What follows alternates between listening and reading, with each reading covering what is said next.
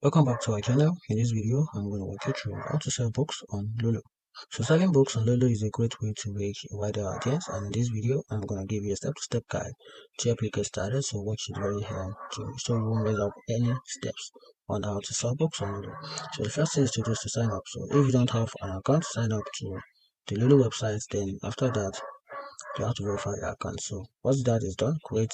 Now the first thing to do is to create your book. So use the Lulu tools to create your books. Then you can choose from various formats, including the print books, ebook, and calendars. Then after that, once your book is ready, publish it on Lulu. You can set your own price and choose the distribution option that best suits your need.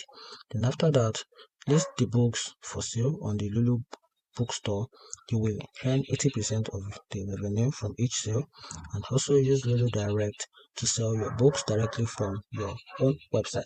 This allows you to keep 100% of the profit, and also you can simply use the global distribution. So you can also take advantages of Lulu's global distribution network to list your book with over 40,000 online retailers and libraries, including Amazon and Ingram.